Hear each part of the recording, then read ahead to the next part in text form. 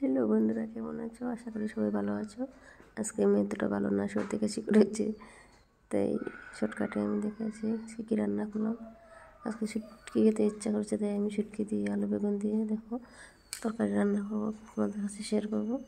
দেখো আমি শুটকি ভেজে নিয়েছি, এতে আমি রসুন কুচি করে দিয়েছি তেলেতেই, দিয়ে আমি সবজিগুলো সেরে দিয়েছি। তেলের লগে মিশিয়ে একটু ঢাকা দিয়ে দেবো। ঢেকে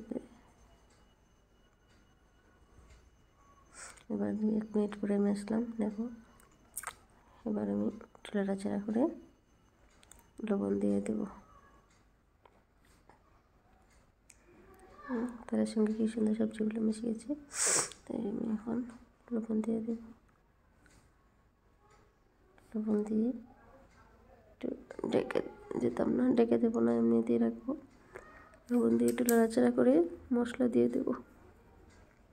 লবণটা আমি একটু আগে দিলাম, টাঙ্গা তাই একটু শক্ত, তো সিদ্ধ হয়ে যাবে তাড়াতাড়ি। এবার মশলা দেবো, হলুদ গুঁড়ো, লঙ্কা গুঁড়ো, আর কোনো কিছু মশলা দেবো না।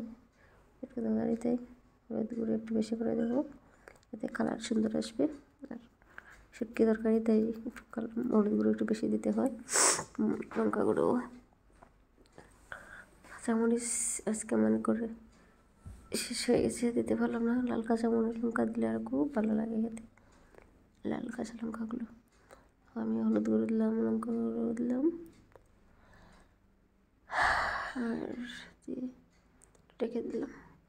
এবার 5 মিনিট পরে আসলাম, দেখো কী সুন্দর মশলাগুলো সবজির সঙ্গে মিশে গেছে। লবণ দিয়েছি তাই জল জল বেরিয়েছে, আর জল দিতে হয়নি।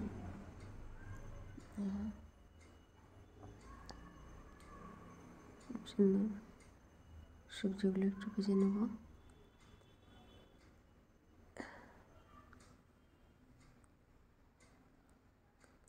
নাড়াচাড়া দিয়ে দেবো, নাহলে তো নিচে লেগে যাবে, কড়াইতে লেগে যাবে, পুড়ে যাবে। এখন জল দিয়ে দিলাম, হয়তো জল দিয়ে দিয়েছি। বেশি জল দেবো না, অল্পই দেবো, শুটকি তরকারি তো তাই অল্প জল দিলাম, বেশি দিলে খেতে টেস্টি হবে না। এবার আমি 15-20 মিনিটের জন্য রেখে দিলাম। 15-20 মিনিট পরে দেখো আসলাম। এবার আমি কী করবো, শুটকিগুলো দেখো একটু ভেজে রেখেছিলাম শুটকিগুলো তরকারিতে অ্যাড করবো। দেখো একটু নেড়ে দেবো, তরকারিগুলো কী সুন্দর ঘন হয়েছে। এবার 2 মিনিট এভাবে রেখে দেবো।